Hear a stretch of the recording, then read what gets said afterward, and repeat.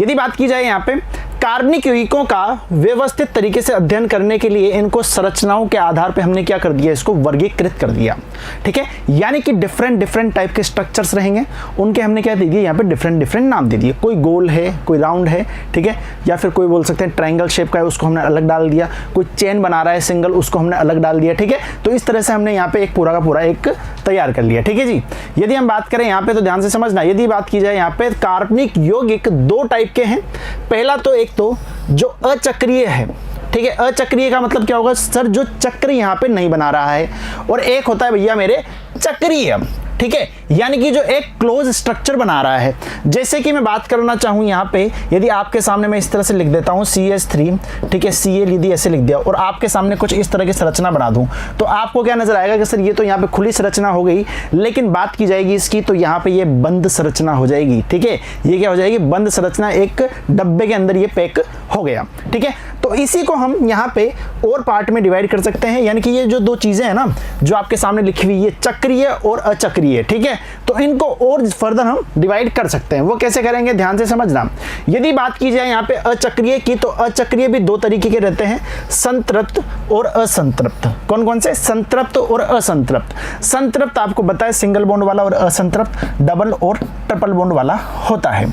ठीक है, अच्छा अगला क्या है, चक्रीय है। अच्छा, अब चक्रीय की बात की जाए यहाँ पे, तो इसका तो क्या हो गया था, संतृप्त और असंतृप्त। चक्रीय इंपॉर्टेंट है, एग्जाम की दृष्टि से बहुत ही ज्यादा महत्वपूर्ण है। यदि बात की जाए इसकी चक्रीय की, यानी कि बंद श्रृंखला की, तो इसको हम क्या करते हैं, दो पार्ट में फर्दर डिवाइड करते हैं। पहला होगा क्या, एलिसाइक्लिक, दूसरा क्या होगा मेरे भैया, एरोमेटिक। बेंजीन का आपने नाम सुना होगा, ठीक है, बेंजीन का आपने नाम सुना होगा, तो बेंजीन जो है भैया मेरे इसी कैटेगरी में आता है। बेंजीन भैया मेरे इसी कैटेगरी में आता है। अच्छा, एलिसाइक्लिक को फिर से दो भागों में डिवाइड कर दिया। पहला क्या, समचक्रीय, ठीक है, और दूसरा क्या, विषम चक्रीय। पहला क्या, समचक्रीय, और दूसरा क्या, विषम चक्रीय। एरोमेटिक की बात की जाए तो पहला बेंजेनोइड और दूसरा क्या, नॉन बेंजेनोइड।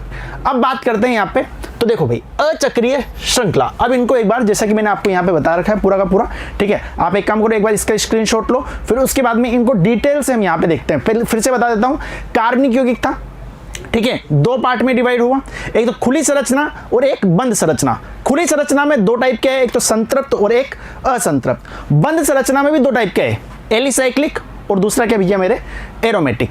एलिसाइक्लिक फिर से दो टाइप का, समचक्रीय, विषम चक्रीय। ठीक है, अच्छा यदि एरोमेटिक की बात करें तो बेंजेनोइड और नॉन बेंजेनोइड। क्या इतना फंडा क्लियर? ठीक है, फटाफट से स्क्रीनशॉट लेंगे, फिर उसके बाद में आगे बढ़ेंगे इसको डिटेल से पढ़ने के लिए। हाँ भैया छाप लिया, चलो जी बढ़े आगे। अब देखो, अब हम बात करने वाले हैं यहाँ पे जिनके बारे में जो भी आपने यहाँ पे चीज़ें पढ़ी है, ठीक है, नाम तो आपको याद हो ही गए हैं। अब इनको एक एक करके देख लेते हैं कि इनकी क्या कहानी है। सबसे पहले बात करते हैं अचक्रीय। अचक्रीय को बोला जाता है भाई मेरे एलिफेटिक, थोड़ा फास्ट करते हैं, ठीक है। अच्छा, इनमें एकल बंध, द्विबंध, त्रिबंध जितने भी आपने यौगिक अभी तक पढ़े हुए हैं, किस प्रकार के, जैसे कि आपने पढ़ा CH3, ठीक है, एथेन आपने पढ़ा, CH3 COO ये आपने पढ़ा, ठीक है। इस तरह के जितने भी रहेंगे ना यौगिक, जो यानी कि जो यहाँ पे अपने चक्र नहीं बना रहे हैं, यानी कि एक राउंड, यानी कि एक तरह से बोल सकते हैं एक साइकिल नहीं बना रहे हैं, वो सब क्या है, एलिफेटिक यौगिक है। क्लियर है? तो ये तो बहुत ही सिंपल था। अगला देखो, चक्रीय संरचना। अब यहाँ पे क्या होगा भैया मेरे, यहाँ पे क्या होगा भैया मेरे, इस प्रकार के यौगिकों में कार्बन परमाणु आपस में जुड़कर समचक्रीय वलय बनाते हैं। और बात करें यहाँ पे, तो क्या सर यहाँ पे सिर्फ और सिर्फ कार्बन परमाणु ही आएंगे क्या?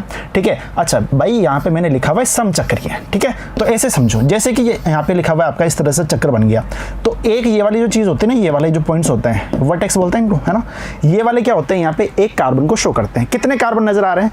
तो आप बोलेंगे एक कार्बन यहाँ नजर आ रहा है, एक यहाँ पे, एक यहाँ पे, 3 कार्बन हो गए। अच्छा, कहीं पे डबल बॉन्ड ट्रिपल बॉन्ड दिख रहा है क्या? सर नहीं दिख रहा, तो इसका मतलब ये क्या हो गया, यहाँ पे एक प्रोपेन हो गया, ठीक है। अच्छा, यदि बात करें यहाँ पे, तो ध्यान से समझना, सर इनके बीच में और यौगिक भी आ सकते हैं क्या? बिल्कुल आ सकते हैं।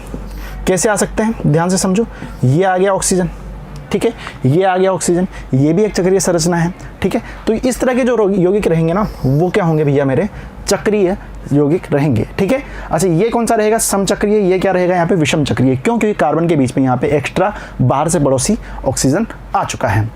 चलो जी, अब बात करते हैं यहाँ पे एरोमेटिक की। एरोमेटिक में आपने दो जाने, ठीक है।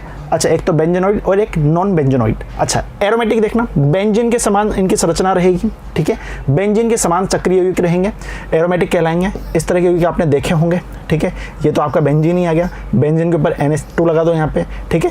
और एरोमेटिक यौगिक क्या हो सकते हैं यहाँ पे, विषम चक्रीय भी हो सकते हैं। विषम चक्रीय का मतलब क्या हो गया कि सर एरोमेटिक जो श्रृंखला चलेगी, यानी कि एरोमेटिक जो यहाँ पे पूरा का पूरा साइकिल रहेगा, उसके बीच में बाहर से कार्बन के अलावा और भी यहाँ पे नाइट्रोजन हो सकता है, ऑक्सीजन हो सकता है और आपका सल्फर भी यहाँ पे हो सकता है, ठीक है। तो इनके अलावा जितने भी यदि यौगिक आ जाते हैं, जितने भी एटम आ जाते हैं, वो सब क्या रहेंगे यहाँ पे, वो सब स्ट्रक्चर क्या रहेंगे, विषम चक्रीय एरोमेटिक यहाँ पे रहेंगे। क्या इतना फंडा क्लियर, ठीक है। तो ज़्यादा बड़ा नहीं है, ठीक है। तो नॉर्मल तरीके से हम यहाँ पे देख चुके हैं। देखो इसको एक बार आपने डायग्राम देख लिया, पूरी टेबल देख ली, उसके बारे में एक एक करके इन चीज़ों को पढ़ लिया, ठीक है। और इससे ज़्यादा कुछ लिखना भी नहीं है ना, इससे ज़्यादा कुछ है भी नहीं, क्लियर है। तो ये सब चीज़ें आपको ध्यान रखनी है वर्गीकरण में कि वर्गीकरण हमने किस प्रकार से किया है। अब इनका नामकरण भी हम आगे देखेंगे, तो जुड़े रहिएगा। मिलते हैं अगली क्लास में, धन्यवाद।